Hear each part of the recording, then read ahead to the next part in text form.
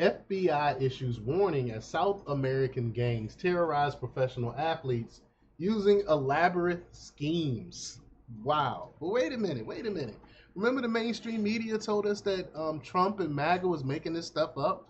You know, there was no South American gangs that was doing these things, that was terrorizing communities. Remember they were telling us this wasn't happening? But now, now that Trump's won, they're admitting something that we already knew has been happening, that these South American gangs have come in and trying to take over our community.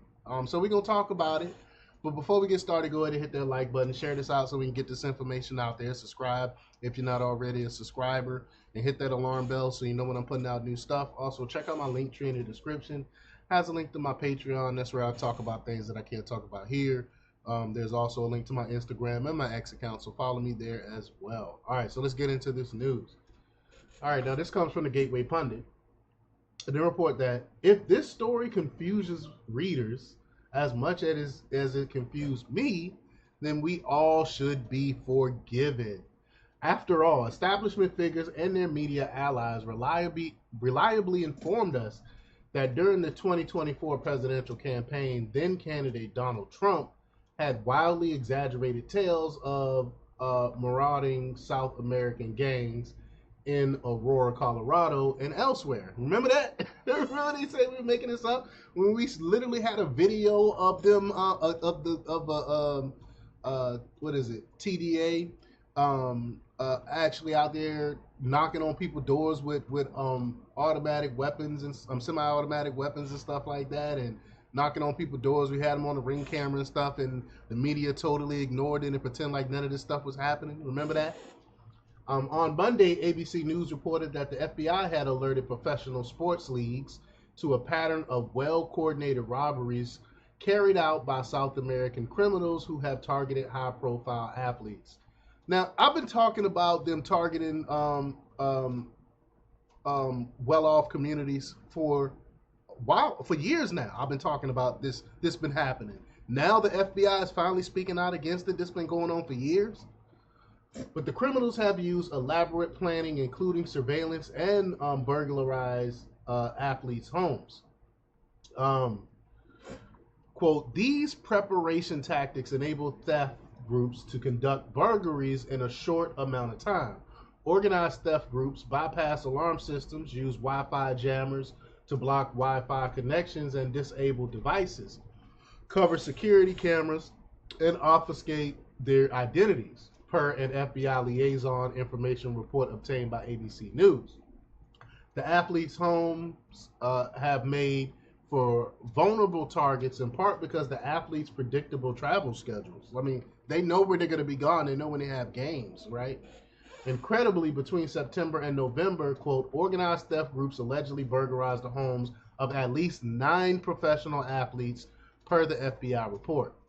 Victims include quarterback Patrick Mahomes and tight end Travis Kelce, both of the defending Super Bowl champion Kansas City Chiefs, Cincinnati Bengals quarterback Joe Burrow, and 2024 MVP candidate. A 2024 MVP candidate also had his home burglarized. Likewise, criminals have targeted several NBA players, including Dallas Mavericks guard and 2023-2024 scoring champ Luka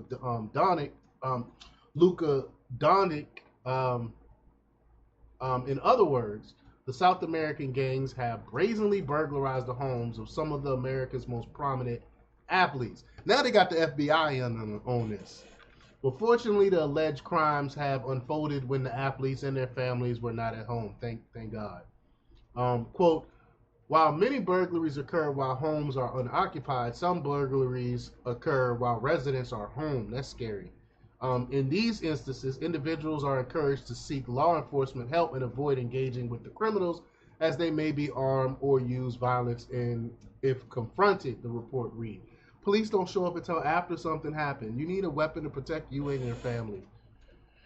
Recall that in August, reports emerged that a violent South American gang, Tres de Agua, that's what I was just alluding to earlier, TDA, had taken over apartment complexes in Aurora. Trump called attention to the problem on multiple occasions.